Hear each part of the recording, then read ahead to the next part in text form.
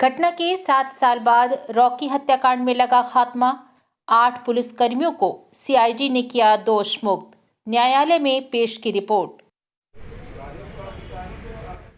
आप देख रहे हैं बुलेट रिपोर्टर। खबर मध्य प्रदेश के रीवा से है। रॉकी हत्याकांड में फंसे 8 पुलिस वालों के लिए राहत की खबर है।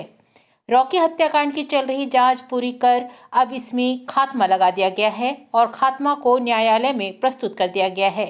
दरअसल 13 फरवरी 2016 को एक महिला ने शिकायत की थी कि कुछ लोग जबरन उसके साथ मारपीट कर घर खाली करवा रहे हैं, जिसके बाद सिटी कोतवाली थाना प्रभारी रहे शैलेंद्र भार्गव अपने दल बल के साथ मौके पर पहुंचे, जहां अतीक उर्फ रॉकी घर से सामान बाहर फेंक रहा था। पुलिस के रोकने पर भी जब वह नहीं माना तो उसके साथ हल्के बल का प्रयोग कर पुलिस थाने ले आई और अपराध दर्ज कर उसे मेडिकल के लिए जिला अस्पताल और बाद में सीने में दर्द की शिकायत होने पर संजय गांधी अस्पताल में भर्ती कराया गया, जहां रात करीब 11 बजे उसकी मौत हो गई।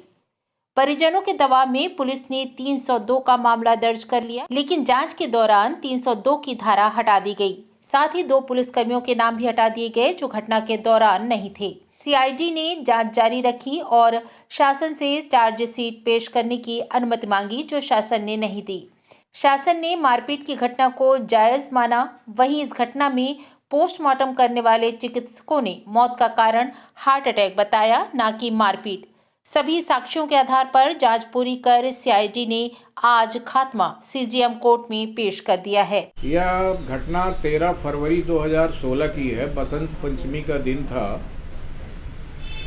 एक महिला है सुल्ताना मंसूरी, जिसके पति के द्वारा उसे तलाक दे दिया गया था। वो अपने छोटे छोटे बच्चों के साथ गुढ़ाई बाजार में उन बच्चों के साथ अपने पति के मकान में ही रहती थी और उस सुल्ताना मंसूरी ने एक तलाक का प्रकरण चला रखा था अपने पति के खिलाफ।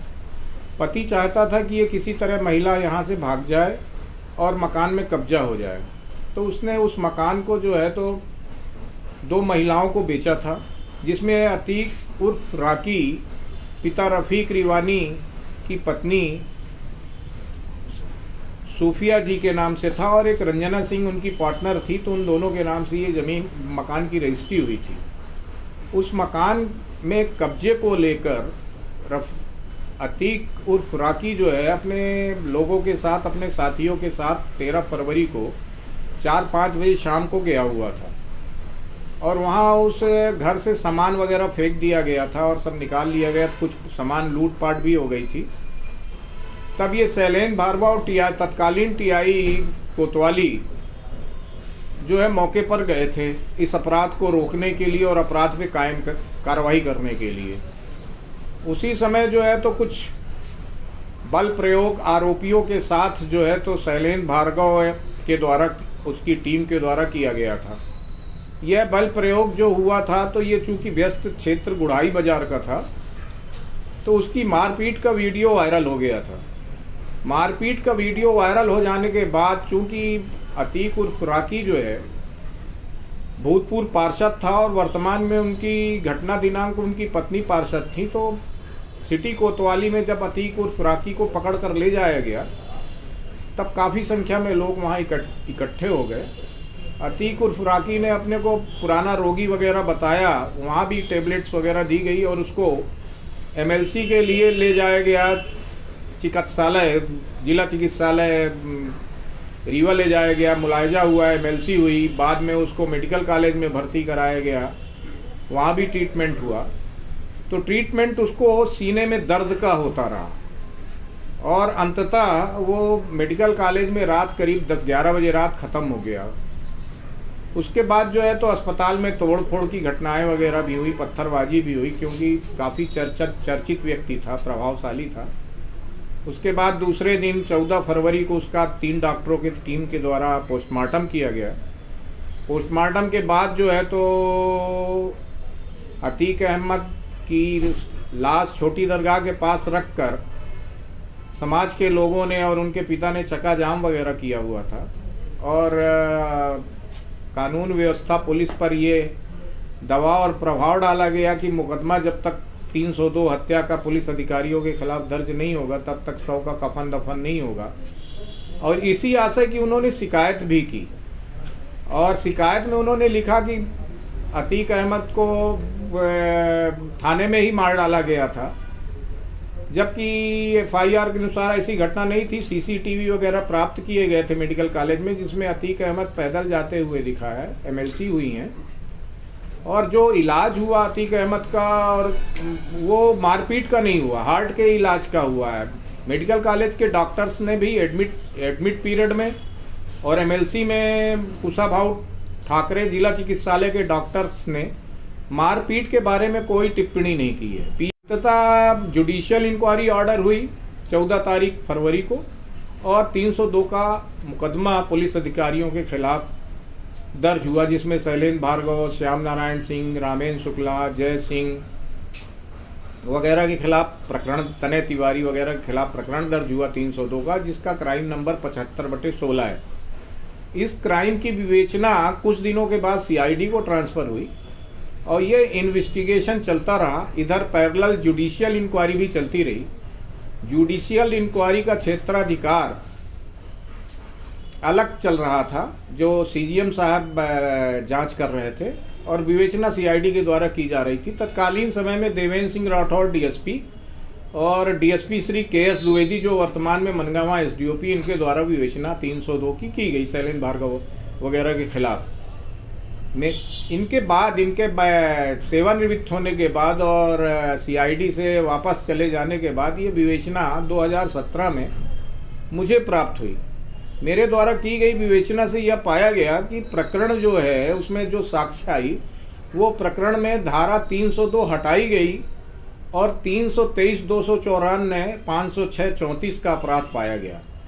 यानी मेरी विवेचना से यह पाया गया कि हत्या का कारण जो है वो मारपीट नहीं है, लेकिन मारपीट मृतक के साथ घटना स्थल पर हुई है, ऐसा मेरे द्वारा विवेचना में सिद्ध किया गया।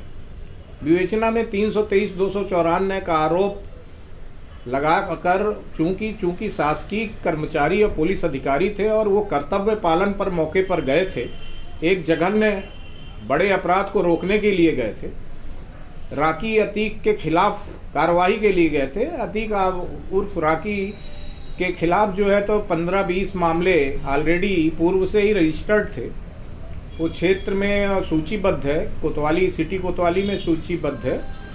तो ऐसे व्यक्ति के खिलाफ चूंकि कार्रवाई करने गए थे, पदी कर्तव्यों के निर्वहन में कार्रवाई करने गए थे और उनके द्वारा मारपीट की गई थी, और मारपीट पे मैंने आरोप संस्थित किए थे। और उन आरोपों पर चार्जशीट करने के लिए मेरे द्वारा जो है तो गवर्नमेंट से परमिशन मांगी गई थी, शासन से 197 सीआरपीसी के तहत मेरे द्वारा परमिशन मांगी गई थी, जो परमिशन शासन ने देने से इनकार कर दिया।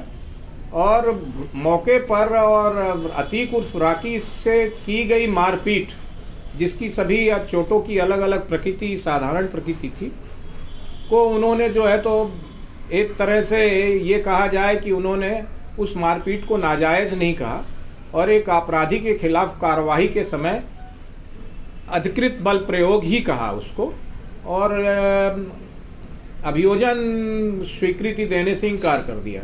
होने से प्रकरण चूंकि धारा 323, 294, 506, 34 का विवेचना से सिद्ध था, लेकिन गवर्नमेंट की अनुमति चार्जशीट करने की ना मिली, इसलिए इस प्रकरण में आज सिटी कोतवाली में खात्मा चाक करके उस खात्मा को सीजीएम महोदय रीवा के कोर्ट में प्रस्तुत किया गया है। कोर्ट में खात्मा प्रस्तुत करने जाने के पूर्व प्रकरण का शिकायतकर्ता श्री रफ़ीक रिवानी साहब को इसकी सूचना विधिवत दी गई है। वर्तमान में प्रकरण में खात्मा जो है सीजीएम महोदय रीवा के यहाँ प्रस्तुत किया जा चुका है। अब इस मामले का न्याय वहीं से होगा। भविष्य में खात्मे में जो भी आदेश होंगे उसका पालन किया जाएगा। धन्यवाद। कितने आरोपी थे? इसमें 8 आरोपी थे। 8 आरोपी में शैलेंद्र भार्गव तत्कालीन टीआई सिटी कोतवाली, श्याम नारायण सिंह उप निरीक्षक, रामेन शुक्ला उप निरीक्षक, पीएन दाहिया सहायक उप निरीक्षक, महेंद्र पांडे प्रधान आरक्षक, जय सिंह आरक्षक, तनय तिवारी आरक्षक, जितेंद्र कुमार सेन आरक्षक थे हाँ, ये बात मैं बताना भूल गया कि मैंने अपनी विवेचना से 2 आरोपियों का, नामजद आरोपी 2 थे, रामेंद्र शुक्ला और सब इंस्पेक्टर और एक जय सिंह आरक्षक, इनको घटना स्थल पर मौजूद नहीं पाया था, इनको अन्यत्र ड्यूटीरत पाया था।